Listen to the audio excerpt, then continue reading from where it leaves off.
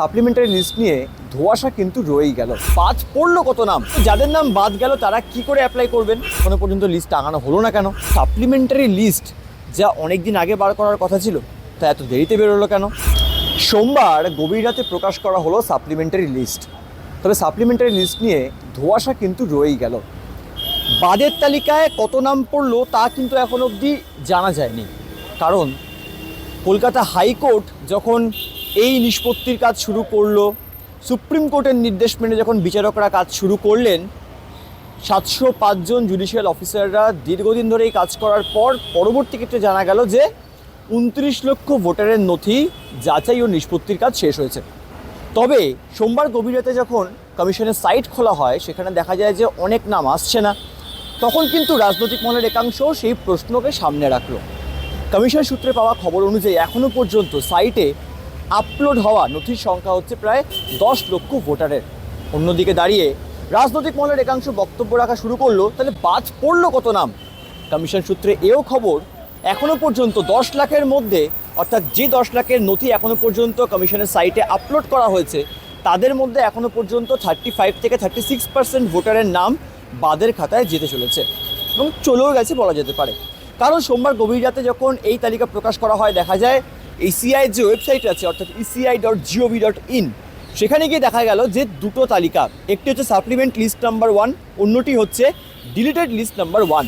যাদের নামের ইনক্লুশন হয়েছে অর্থাৎ যাদের নাম রয়ে গেছে তাদেরটা অবশ্যই সাপ্লিমেন্ট লিস্ট নাম্বার 1-এ দেখা যাচ্ছে। অন্যদিকে দাঁড়িয়ে যাদের নাম এখান থেকেও বাদ চলে গেল তাদের নামটা ডিলিশনের লিস্টে রয়েছে। তবে যাদের নাম বাদ গেল তারা কি করে অ্যাপ্লাই করবেন? তারা আগামী 15 দিনের মধ্যে মহকুমা শাসক, জেলা শাসক বা অতিরিক্ত জেলা শাসকের দপ্তরে গিয়ে বা অনলাইনে আবেদন করতে পারেন। তবে রাজনৈতিক মহলের একাংশ এও প্রশ্ন তুলছে, এখনও পর্যন্ত তো এই 29 লক্ষ যাদের নথি কমিশন বলল যে নিষ্পত্তি হয়ে গেছে তাদের নথি তো আপলোড করা হলো না, তাহলে বাকি 19 লাখের মধ্যে কারা কারা আছে সেটা জানা যাবে কি করে?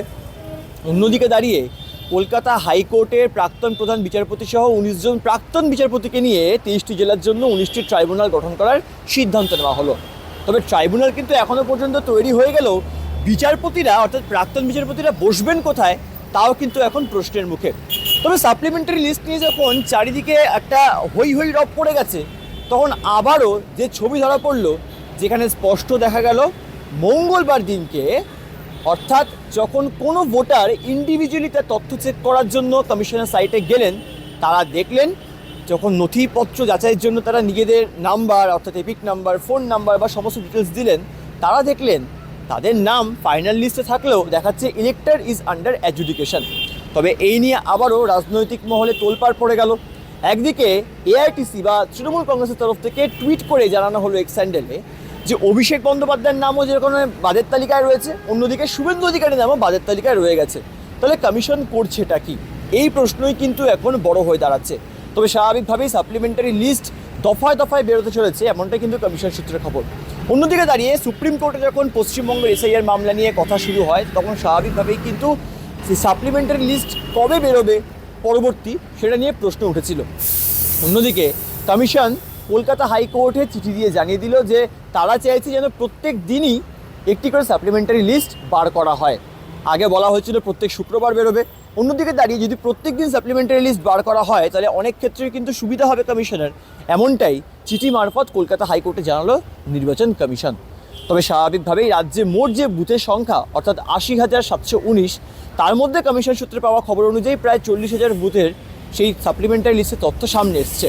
অন্যদিকে অনেক ভোটাররা বাংলা জুড়ে তারা বলছেন যে কমিশন তো জানিয়েছিল যে বুথের বাইরে গেলে দেখা যাবে বা ডিএম অফিসে পৌঁছলে সাপ্লিমেন্টারি লিস্টে তথ্য পাওয়া যাবে, তাহলে এখনও পর্যন্ত লিস্ট টাঙানো হলো না কেন? সেখানে অবশ্য কমিশন জানাচ্ছে যেহেতু সমস্ত লিস্ট তৈরি করা হয়নি, অর্থাৎ প্রায় এখনও 40,000 বুথের তথ্য দেওয়া বাকি আছে, সেক্ষেত্রে যদি এক একটি বুথের তালিকা দিয়ে দেওয়া হয় অন্যটিতে না থাকে তাহলে কিন্তু আইন শৃঙ্খলাজনিত সমস্যা হতে পারে, মানুষ কিন্তু আরও বিভ্রান্তিকর অবস্থার মধ্যে পড়তে পারে। তবে আবারও সর্বশেষ সেই প্রশ্নেই আসা হচ্ছে যে সাপ্লিমেন্টারি লিস্ট যা অনেক দিন আগে বার করার কথা ছিল তা এত দেরিতে বেরোলো কেন, এবং সেটা নিয়ে এত ধোঁয়াশা কেন? এর উত্তর কমিশন কবে দেবে এই নিয়ে কিন্তু প্রশ্ন তুলছে রাজনৈতিক মহলের একাংশ। ক্যামেরায় ময়না বাগচির সঙ্গে সুব্রজিৎ চক্রবর্তী, এই সময় লাইভ, কলকাতা।